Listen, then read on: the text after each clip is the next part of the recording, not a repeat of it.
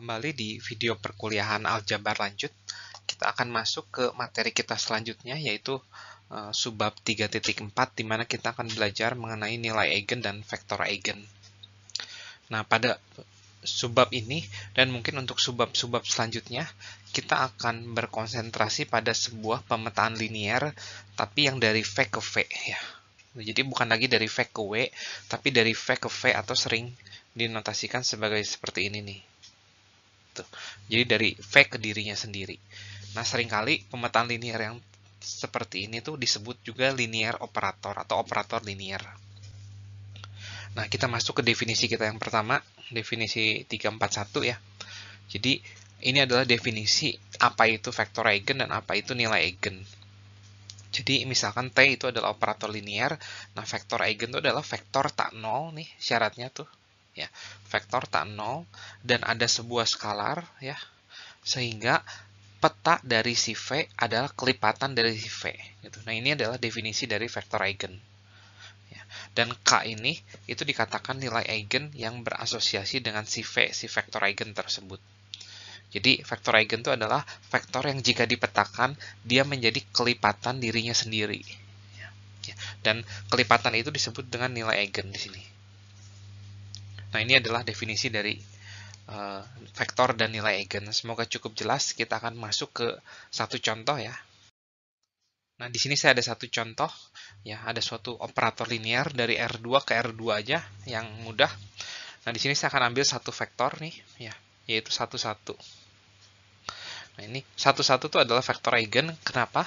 Karena kalau kita petakan, ya, hasilnya itu adalah 1 ditambah 2 kali 1, ya. Terus ini 2 kali 1 ditambah 1.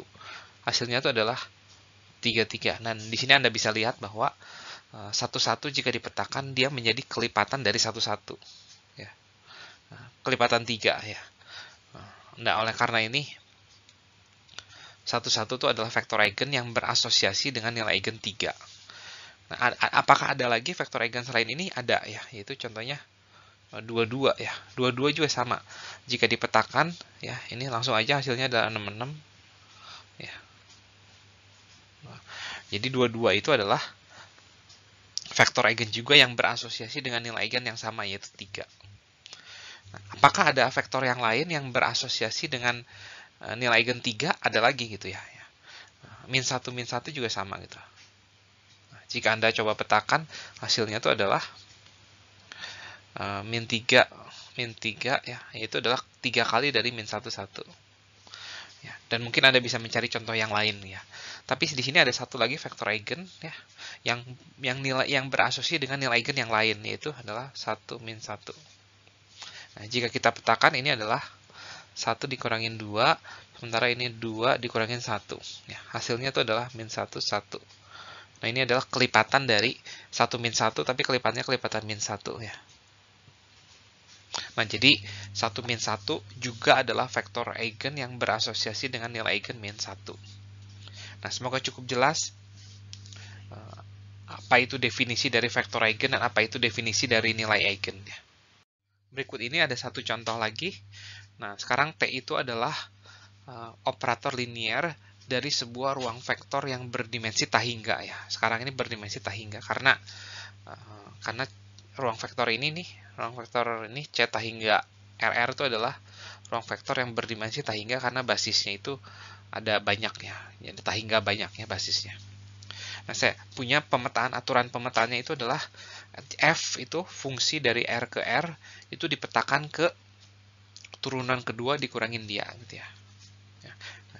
Apakah Anda bisa mencari vektor eigen dari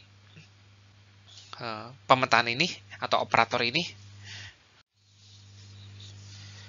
Ya, di sini saya akan coba satu contoh aja. Misalkan F-nya saya pilih E pangkat AX ya. Apakah ini adalah vektor eigen? Kita coba yuk. T E pangkat AX ya, sama dengan ada turunan kedua dari dia itu adalah apa? A kuadrat ya, E pangkat AX dikurangin E pangkat AX. Nah, sama dengan A kuadrat min 1 E pangkat AX ya. Nah, di sini kelihatan bahwa E pangkat AX itu adalah vektor eigen yang bersesuaian dengan nilai eigen ini, A kuadrat min 1. Nah, saya coba cari fungsi yang lain, misalkan ya, sin BX ya. Apakah ini adalah vektor eigen? Ya, kita coba aja.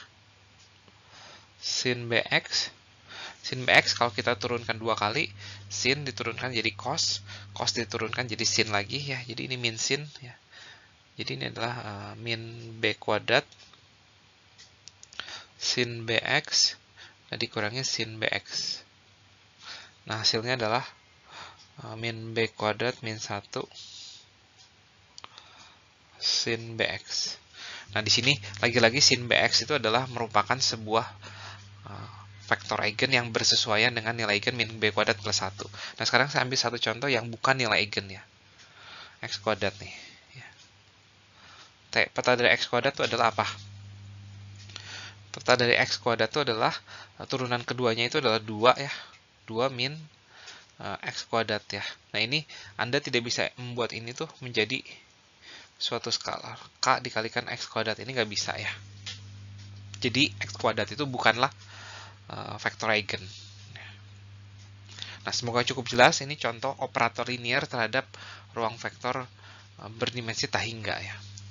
Nah, kita lanjut ke konsep berikutnya. Konsep berikutnya adalah sebuah lema ya, atau teorema kecil. Teorema 342 ya. Jadi misalkan T itu adalah operator linear, maka saya punya dua hasil sebagai berikut ya.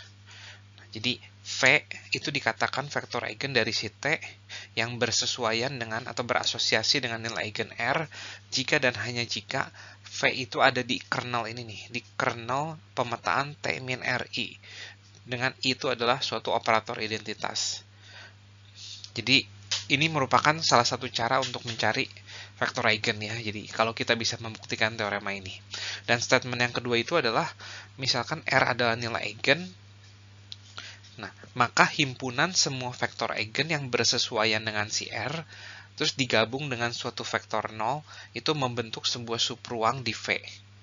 Ya, jadi ada dua statement dari teorema ini, dari lemma ini ya. Statement yang pertama itu statement yang jika dan hanya jika, berarti kita harus buktikan dua arah, dan statement yang kedua itu adalah pembuktian subruang yang ada 3 syarat ya. Syaratnya itu ada tidak boleh kosong, tertutup terhadap penjumlahan, dan tertutup terhadap perkalian skalar. Nah, di sekarang kita akan buktikan dulu yang pertama ya. Nah, yang pertama itu kita akan buktikan statement yang pertama untuk arah ke kanan ya. Berarti kita tahu V itu adalah vektor eigen yang bersesuaian dengan nilai eigen R. Kita harus buktikan bahwa V itu ada di kernel T min RI. Ya. Nah, untuk membuktikan ini, berarti kita harus buktikan bahwa T min RI ini suatu pemetaan. Nah, ini tuh hasilnya tuh harus 0 nih ya. Nah, by definisi T min RI dalam V itu adalah TV dikurangin R IV. Ya. Dan kita tahu ya, TV itu adalah vektor V itu adalah vektor eigen yang bersesuaian dengan nilai eigen R, maka ini langsung saya ubah menjadi ini, RV min R.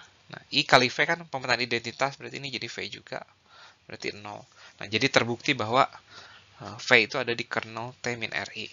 Nah, untuk arah ke kiri, ya, ini juga nggak terlalu susah. Kita harus buktikan bahwa V itu adalah vektor eigen yang bersesuaian dengan nilai eigen R jika diketahui V itu ada di kernel T min RI gitu. V ada di kernel NI. Ini yang kita tahu. Akibatnya itu apa nih?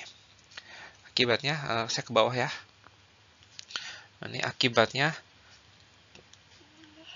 T min RI dalam V itu sama dengan 0. Akibatnya adalah TV min RIV ini sama dengan 0, dan kita tahu ini bisa kita ubah menjadi TV sama dengan R dikali IV ya. Tapi kita tahu IV kan pemetaan identitas, maka kita punya TV sama dengan R kali V. Nah, di sini V-nya itu nggak boleh 0 ya, untuk menjadi syarat sebuah nilai eigen ya. Jadi telah terbukti bahwa V itu adalah sebuah vektor eigen yang bersesuaian dengan nilai eigen R. Nah, sekarang kita akan buktikan statement yang kedua pada slide selanjutnya. Kita masuk ke pembuktian untuk statement yang kedua, Jadi di sini saya sudah mendefinisikan sebuah himpunan E, yaitu adalah himpunan semua vektor yang berasosiasi dengan nilai eigen R, himpunan semua vektor eigen yang berasosiasi dengan R, digabungkan dengan ini vektor 0, dan kita akan buktikan bahwa E itu adalah subruang ya. Yang syarat tak kosongnya itu jelas ya. Ya, jelas karena ini digabung dengan vektor 0, ya 0 jelas ada di E. Oleh karena itu E tidak kosong. Ya, kemudian saya ambil ya V1 dan V2 yang ada di E. Nah, sebenarnya V1 sama V2 bisa aja vektor 0, tapi kita ambil yang bukan 0 ya. Wah, ini bukan 0 keduanya. Nah, akan dibuktikan V1 tambah V2 itu ada di E juga. Nah, ada di E juga ya. Berarti kita coba petakan aja langsung ya. Karena untuk membuktikan dia ada di E, berarti kita harus buktikan dia itu vektor eigen. Dan karena T adalah operator linier, nah ini, dan kita tahu V1 dan V2 itu adalah vektor eigen yang berasosiasi dengan nilai eigen R, maka ini menjadi RV1 ditambah.